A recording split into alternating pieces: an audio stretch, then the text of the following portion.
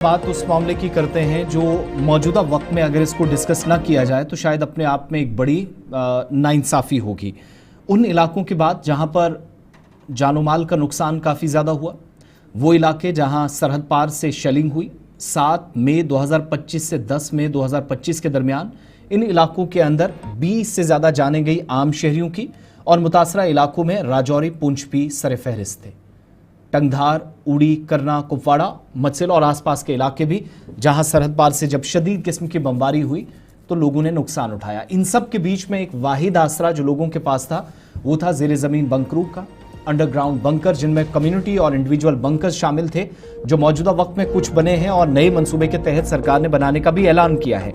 लेकिन ऑलरेडी जो हज़ारों की तादाद में इंटरनेशनल बॉर्डर और लाइन ऑफ कंट्रोल पर बने बंकर्स हैं उनमें मुबैना घोटाले का खुलासा मकामी लोग तो पहले से कर रहे थे, लेकिन अब अवामी नुमाइंदों की जानिब से भी सवालात खड़े करना शुरू कर दिए हैं। राजौरी पुंछ भी ट्विन बॉर्डर डिस्ट्रिक्ट्स उन इलाकों में से एक है जहां पर अवामी नुमाइंदों की जानिब से हुकूमत के नोटिस में, काउंसिल के नोटिस में, ज़िला इंतज़ामिया के नोटिस में, सूबाई इंतज़ामिया के नोटिस में ये बात लाई गई है कि तमाम तरह की कोशिशें, इकदामात आप अपनी जगह कर लीजिएगा, लेकिन एहतिसाब को, शफाफियत को, अकाउंटेबिलिटी और ट्रांसपेरेंसी को यकीनी बनाना भी आप पर फर्ज है, इस पर भी काम होना चाहिए।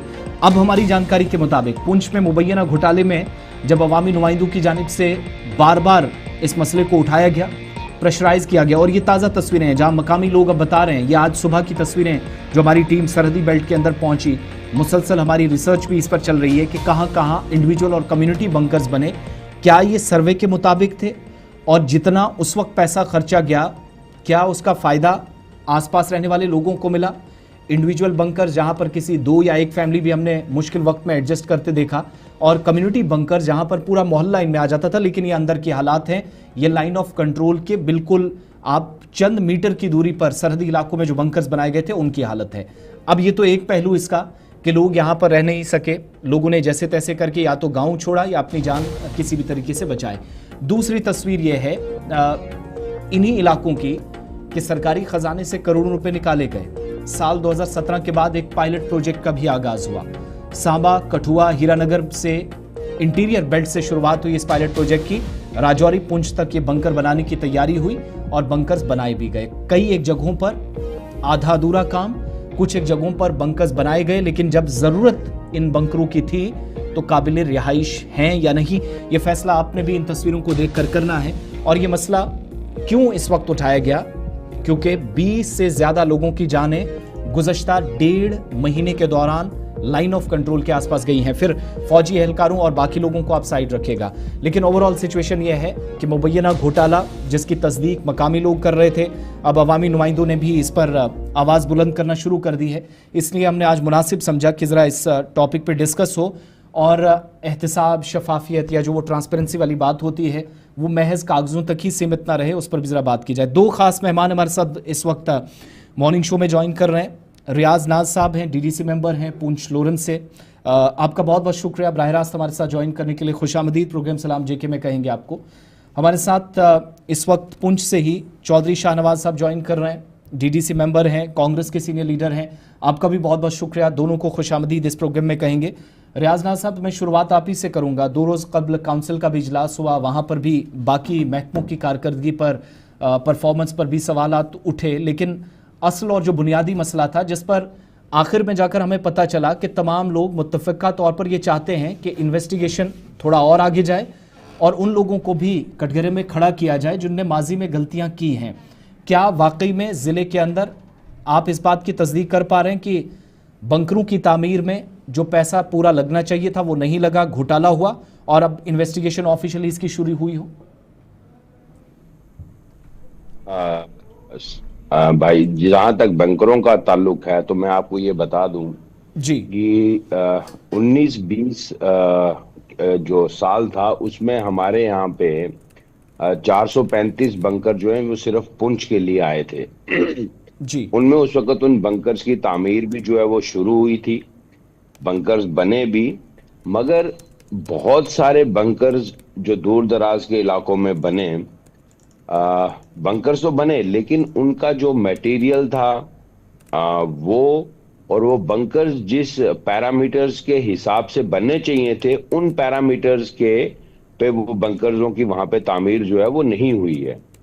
आ, इससे पहले भी कौंसिल में, ये नहीं कि सिर्फ इस बार जो पुंछ में पाकिस्तान की तरफ से गोलाबारी हुई है, उसके बाद हम लोग जागे हैं। इससे पहले भी कौंसिल में हमने इस मुद्दे को उठाया था कि हम इलाके में जाते हैं और इलाके में जाके हम देखते हैं कि ये जो बंकर्स आप बना रहे हैं, ये बंकर्स जो हैं वो उतनी अच्छी तरीके से नहीं बन रहे हैं। लिहाजा इसमें आप एक कमेटी बिठाएं और देखें, क्योंकि ये बंकर्स इस तरह नहीं है कि आज किसी की मकान के आगे एक दीवार देनी है तो अगर वो अगले साल टूट भी गई तो निरगा में दोबारा बन जाएगी। ये एक पूरी गांव के लिए, पूरे मोहल्ले की लोगों की जानों को बचाने के लिए उस आफत की घड़ी में काम आते हैं। तो जिसका नतीजा हमें इस बार देखने को मिला, और खासकर मैं ये कहूंगा कि जो बंकर्स बॉर्डर एरिया के बने हैं, तकरीबन मेरे हिसाब से मैं आपको कहूंगा कि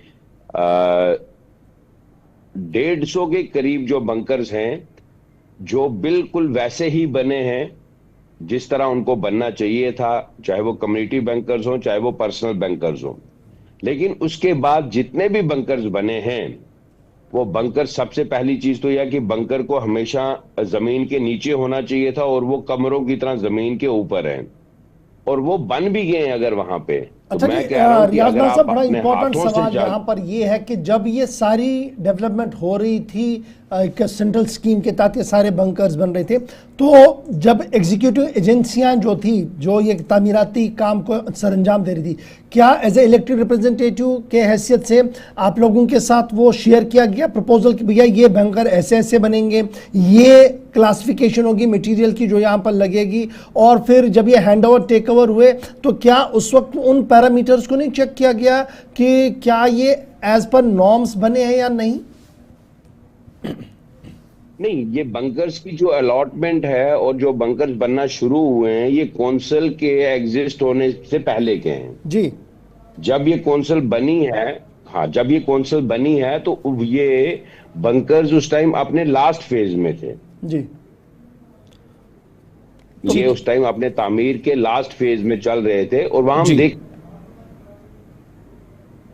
भी थे इलाके में जाके कि बंकर्स बन रहे थे। तो वो मैंने आपसे कहा ना कि तकरीबन मेरे गिने हुए में से तकरीबन 100 के करीब, 100 सवा 100 के करीब जो बंकर है वो जमीनों के नीचे भी है, उनके अंदर बाथरूम भी है, उनकी तामीर और तरक्की जो काम था वो भी एट पार हुआ है। लेकिन उसके बाद जो दूर दराज के बॉर्डर पे इलाके थे, या दूर कहीं पे छत नहीं है, कहीं दरवाजे नहीं है, कई जगह ठेकेदारों ने काम छोड़ दिया और भाग गए, और फिर उसके बाद जब उनकी पेमेंट्स के मसले आए करने के लिए, वो किन कागजों पे निकली, किन लोगों ने उनको कंप्लीशन सर्टिफिकेट दिए हैं, उस वक्त कौन लोग मुलाजिम थे।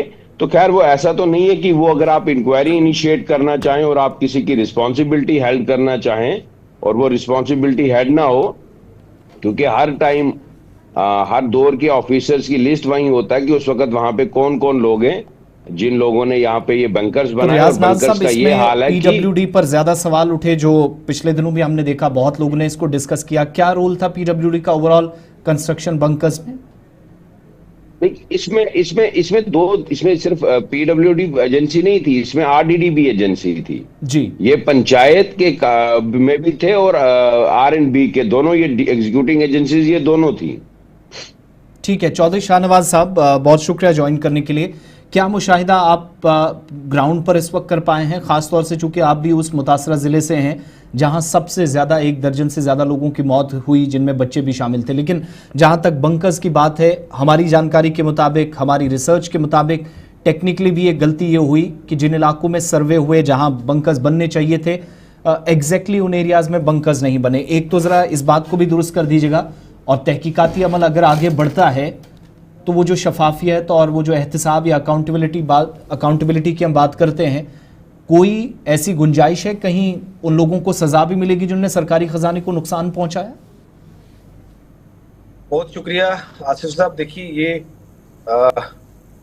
किसी भी देश के लिए उसके बॉर्डर के लोगों की सुरक्षा करना, सिक्योरिटी करना पहली प्रायोरिटी, पहली जिम्मेदारी। और खास तौर पे जब कोई भी बॉर्डर जो है वो कन्फ्लिक्ट में हो, जहां पता है वार जोन एरिया हो, जहां पता है कि कभी भी जो है इस तरह की सिचुएशन बन सकती है, और उस वक्त वहां के सिटीजन्स की सिक्योरिटी जो अवलीन तरजीह होती है, और इसीलिए ये कम्युनिटी बंकर जो है बनाए जाते हैं। और मगर बड़े अफसोस की बात है और बहुत बड़ा क्वेश्चन मार्क है कि इतने बड़े लेवल पे जो ये घोटाला हुआ है, जो कम्युनिटी बंकर्स हैं। पहली बात तो ये कि जो होम मिनिस्टर साहब ने on the floor of the house parliament में बयान दिया था कि इतने हजार बंकर जो हैं वो जम्मू कश्मीर में बन चुके हैं, पहले तो उस पर तहकीकात करनी चाहिए, इंक्वायरी होनी चाहिए कि क्या वो बंकर उस तादाद में बने हैं। लेकिन मैं कह रहा हूं कि वो उतनी तादाद में बंकर नहीं बने हैं, और जो सही लोकेशंस थी, जो आइडेंटिफाइड लोकेशंस थी, उन लोकेशंस पे भी सही तरीके से नहीं बने। पहला सवाल तो ये। दूसरा सवाल ये है कि कम्युनिटी बंकर बनाने का मतलब ये है कि जब शेलिंग हो और जब इस तरह का वार जोन हो, तो वार हो, और उस वक्त ऐसा as per specification proper community bunkers बने हों जहां उस इलाके के लोग अगर वो महफूज रह सकें। लेकिन ऐसा नहीं हुआ है। आपने जो पिक्चर्स अभी दिखाई आपकी स्क्रीन पे, उससे साफ वाज़ेह हो जाता है।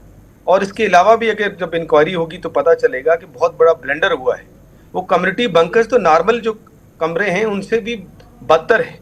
उसमें तो अगर कोई जोर से एक हिट करे हाथ से भी, तो तब भी वो रेत बजड़ी बाहर आ जाती।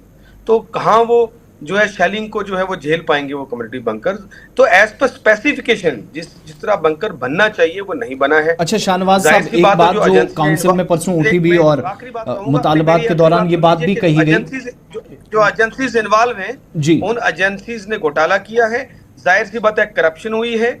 जो ठेकेदारों से मिलकर बंदरबांट हुआ है, वो पैसे खाए गए हैं। अच्छा जी, चौधरी शाहनवाज साहब, ये एलिगेशंस अक्रॉस द बॉर्डर है, यानी हर बॉर्डर पर, चाहे हम यहाँ सांबा से शुरू करें, हीरानगर तक आए, फिर ऊपर वाले बेल्ट में जाए तो वहाँ पर भी है। एज ए स्टेट गवर्नमेंट को इन्फॉर्म किया गया कि ये सारी चीज़ें गलत हैं जी, स्पेसिफिकेशन के तहत नहीं है, इसकी थॉरो इंक्वायरी हो। क्योंकि कई बार आप जैसे लोग जो है वो एलजी साहब से भी मिलते हैं, कई बार हाई प्रोफाइल विजिट्स होती हैं आपके एरियाज़ में, तो आप लोगों को स्पेशली बुलाया जाता है। तो क्या वहाँ पर ये पिन पॉइंट कभी हुआ?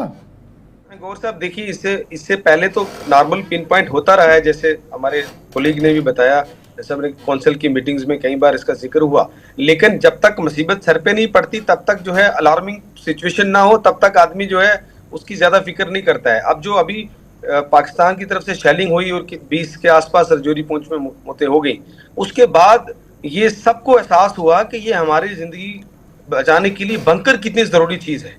कभी भी जो है इस तरह की सिचुएशन, वार लाइक सिचुएशन बन सकती है। इसलिए जो अभी 2 दिन पहले कौंसिल की, डिस्ट्रिक्ट डेवलपमेंट काउंसिल की मीटिंग हुई, हमने वहां ऑफिशियल रेजोल्यूशन पास किया और सीईओ काउंसिल को हमने ये आदेश भी दिया कि आप इस पे इंक्वायरी कंडक्ट करें। और इस पे एग्री हुआ कि हाँ ये जो है वो इंक्वायरी इस पे जो है वो होगी। मतलब ये डिसाइड हुआ मीटिंग में ऑफिशियली कि इस पे इंक्वायरी कंडक्ट होगी। अच्छा शाहनवाज साहब, आपने चूंकि मीटिंग के दौरान भी तो बात इस पर हुई थी, भी आप लिख सकते हैं। शाहनवाज साहब, ये जो कंसर्न एजेंसीज हैं, जिस तरीके से अभी चौधरी रियाज साहब बता रहे थे कि हमने देखा जब ये काउंसिल चूंकि अभी एग्जिस्ट ही नहीं करती थी, उससे पहले बंकरों पर काम शुरू हुआ था।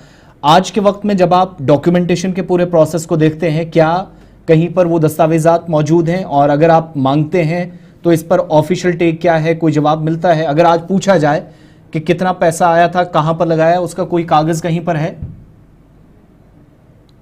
हमने काउंसिल में ये सीईओ काउंसिल को ये जिम्मेदारी दी है कि आप जो है इसकी इंक्वायरी कंडक्ट करिए, और अगली मीटिंग हमने 30 जून को फिक्स की है। आप तब तक हमें डिटेल बताइए कि कितने बंकर्स बने थे, उस पर कितना खर्चा हुआ है, और कैसे बिल्स निकले हैं, और सर्वे किया जाए और इंक्वायरी में जगह जगह जाके एक एक बंकर पे जो है वो प्रॉपर वेरिफिकेशन की जाए, और जो है जो फैक्ट्स हैं वो डॉक्यूमेंट्स हमारे सामने लाया जाए, ताकि हम जो है फिर गवर्नमेंट को ठीक है। रियाज साहब, एक फाइनल चीज जल्दी से, अब इसके आगे क्या होगा? अब एक तो ऑफिशियली परसों वाली मीटिंग का फाइनली क्या कहा गया कंसर्न एजेंसीज की तरफ से? हमें तो ये भी जानकारी मिली कि जिन लोगों से हिसाबो किताब मांगा गया वो मीटिंग छोड़कर ही चले गए। यहां से आगे क्या होगा और कब तक एक्सपेक्ट करें कम से कम हकाइक पर मबनी की रिपोर्ट भी आवाम के सामने आ जाए?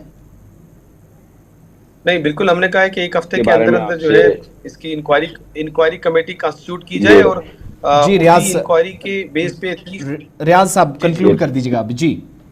ओके। रियाज साहब अगर आप तक आवाज पहुंच रही है, मेरा सवाल आपसे था।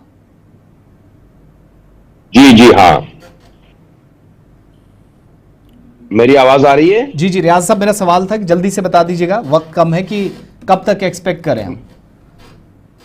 मैं आपसे बताऊं, जब हम ये इंक्वायरी कमेटीज जो बैठी हैं, जब उस इंक्वायरी कमेटी का एक बार हमें बताया भी गया कि आज से कुछ माह कबल जो है कि वो कुछ कमेटी इन्होंने बनाई थी, लेकिन जब उन्होंने उन कमेटी के मेंबर्स का नाम हमें बताया तो हम वहां पे हैरान हो गए कि जिन डिपार्टमेंट्स ने ये घोटाले किए हैं, उन्हीं डिपार्टमेंट्स के वही लोग जो चेयर पे हैं, वही मेंबर हैं और उन्हीं के खिलाफ इंक्वायरी हो रही है।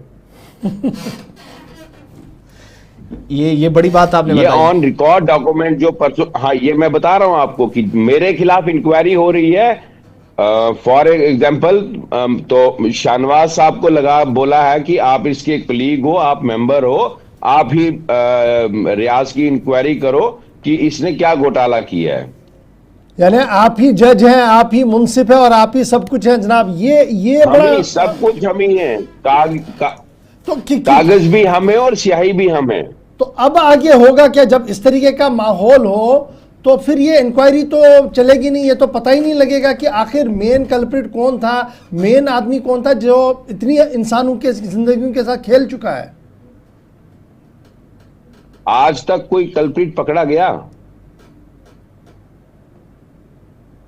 सवाल हमसे जरूर होते हैं, लेकिन ये अकाउंटेबिलिटी उन चेयर्स की होती है जहां पे कानून ने उन ऑफिसर्स को वो ताकत दी होती है कि जहां पे जाके वो अपनी कलम से इंक्वायरी इनिशिएट करे। हमने परसों 3 लोगों के रिकमेंडेशन सस्पेंशन का रिकमेंड किया है जी, मीटिंग ऑफ मिनट्स में भी हैं।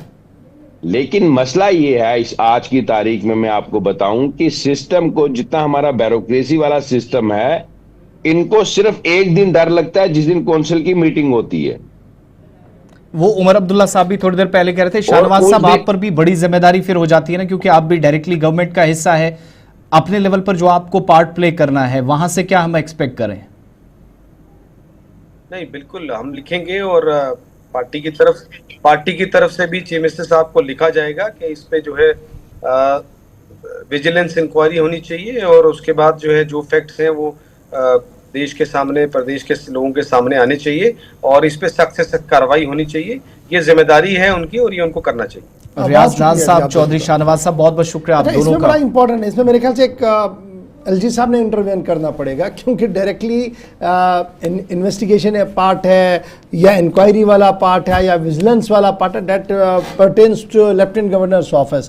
तो ये बड़ा इंपॉर्टेंट है कि अगर ये शिकायतें आ रही हैं और एक तजब्जुब का माहौल सरहदी इलाकों के अंदर है कि जनाब आपने हज़ारों करोड़ रुपया तो सर्व किया, लेकिन उसमें अक्सर पैसा जो है अगर सही भी कुछ जगहों पर लगा है, इसमें कोई शक नहीं है, कुछ मॉडल भी बने हैं, लेकिन अक्सर चीज़ें ऐसी हैं जहां पर पैसा ज़ाया किया गया, पैसा निकाला गया और इन्वेस्टिगेशन के नाम पर जो मजाक हो रहा है, शायद ये नहीं होना चाहिए। लेटेस्ट होप सो कि लेफ्टिनेंट गवर्नर का दफ्तर जो है वो इस पूरे मामले की थॉरो इन्वेस्टिगेशन कराए और एक बेंचमार्क सेट करे कि बस बहुत हो गया जी, अब आगे इसको बर्दाश्त नहीं किया जाएगा।